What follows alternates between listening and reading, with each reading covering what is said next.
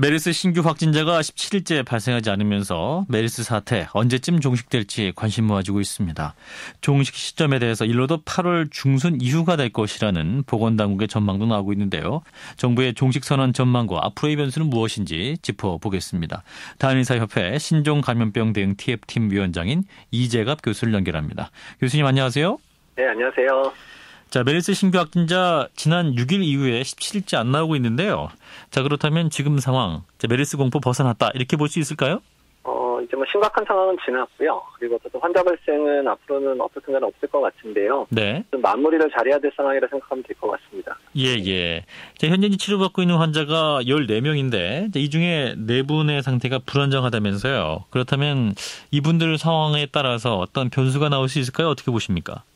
이분들 때문에 종식 선언이 늦어지거나 그럴 것 같지는 않은데요. 예. 이제 어떻든 간에 그 중에서도 아직 한 분은 아직까지 최종 완치 판정 받지 못하고 있거든요. 예. 그분에 대한 결과에 따라서 종식 시점이 또 결정될 것 같아서요. 그런 부분들은 잘 지켜봐야 될 것 같습니다. 네, 그런데 지금 이제 병원 내 감염이 지금 계속 문제가 되지 않았습니까? 그렇다면 의료진의 감염을 통한 제3의 전파자 혹은 어떤 슈퍼 전파가 될 가능성은 없는 건가요?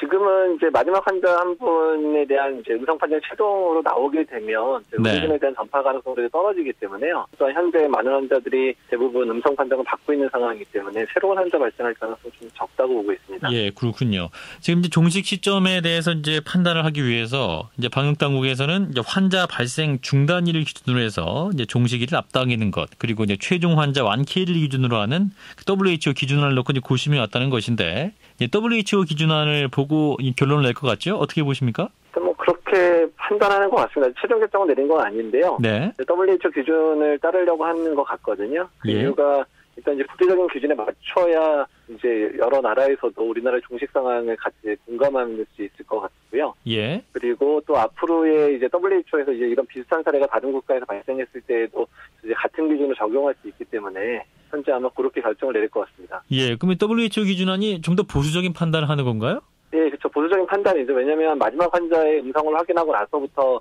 최장 잠복기는 28일까지를 기준으로 하기 때문에요. 네. 그래서 지금 좀 기다려봐야 할 상황입니다. 예, 그렇군요.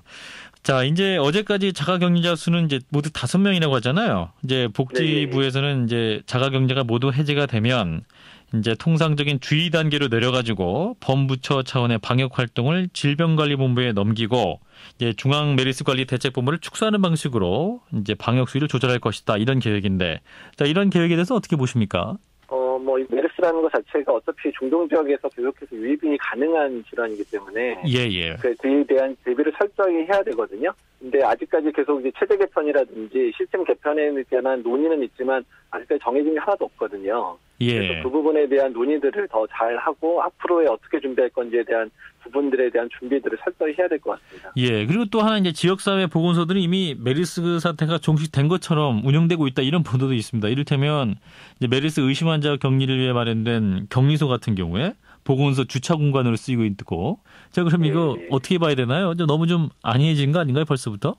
지금 이제 종식 선언 준비를 하면서 방침을 결정을 안 하다 보니까 이제 현장에서 또 혼란이 일어나는 부분이거든요. 예. 계속 이제 컨트롤 타워 문제 얘기가 나오지만 어떻든 간에 종식에 관한 플랜들을 제대로 잡고 이제 이런 상황에서 어떻게 하겠다라는 방침들을 제대로 알려주면 보건소에서 그렇게 움직이지 않을 거거든요. 네. 이전에도 사스 때도 캐나다에서 종식 선언을 했다가 환자가 다시 발생하면서 문제가 됐던 적들이 있었거든요. 그렇기 때문에 정부가 어떤 시책을 이제 정해져서 내려지면 그것들이 일사불란하게 움직여야 되는데 일단 보건소 단독으로 이런 일들이 일어나고 있다는 부분들은 조금 문제가 있을 수 있다고 생각됩니다. 예, 그렇군요. 자, 이제 메르스 사태가 터지면서 어떤 우리 보건당국의 방역 체계에 대한 점검, 새로운 대책, 또 점검이 필요하다, 개혁이 필요하다 이런 문제가 제기되고 있는데요. 지금까지 진행되는 과정을 보면서 교수님 어떻게 보십니까? 뭐부터 제일 고쳐야 될까요? 가장 중요한 거는 어쨌든 시스템 개편이 중요하거든요. 시스템 개편이 있어야 현장에서도 변화될 수 있는데요. 지금은 어느 순간인가 다 이제 수그러들기 시작하고 언제 그랬냐 하는 듯한 상황으로 변하고 있거든요. 네네. 그래서 특히 질병관리본부 개편이라든지 보건복지부 개편에 대한 얘기들도 벌써 수그러들고 있어서 어쨌든 간에 지속적인 노력들도 지속적인 계획들을 잡고 나아가야 되는데 그런 부분이 일어나지 않는 게 상당히 안타깝습니다. 이게 벌써 잊혀지는 것이 아닌가 이런 생각도 들고, 질병관리본부 개편 문제에서 제일 숙제는 뭡니까? 네, 전문 인력을 늘리는 건 당연한 부분인데 질병관리본부 자체가 보건복지부하고는 또 어느 정도 독립적인 기능을 해야 어떤 상황이 발생했을 때 자체적으로 그런 방역 시스템들을 제대로 가동할 수가 있거든요. 네. 그렇기 때문에 질병관리본부를 청으로 승격시킨다든지 하는 시스템 개편에 대해서는 심각하게 논의가 돼야 될 것 같습니다. 질병관리본부를 청으로 네, 승격해야 한다. 예, 또 교수님은 감염병 전문가시잖아요. 그럼 이제 네. 메르스 외에도 방역 당국이 또 경계하고 관심 가져야 될 신종 전염병, 상륙 우려해야 될 것들 어떤 게 있을까요? 가장 대표적인 게 중국에서 유행하고 있는 조류 인플루엔자, 네. H7N9 같은 형태의 질병들이 언제도 유행할 수도 있고요. 네. 에볼라도 언제든 간에 아프리카에 다시 유행할 수도 있는 상황이거든요. 예. 그래서 신종감염병에 대한 철저한 대비가 앞으로 이제 우리나라 방역 체계 시스템들을 개편하는 데서 가장 중요한 문제가 될 것 같습니다. 네, 알겠습니다. 이번 메르스 사태에 대한 교훈 잘 또 쌓아서 어떤 총체적인 방역 당국의 개혁에도 또 지혜를 모아야 될 것 같아요. 말씀 고맙습니다. 네, 감사합니다. 대한의사협회 신종감염병 등 TF팀 위원장이죠. 이재갑 교수였습니다.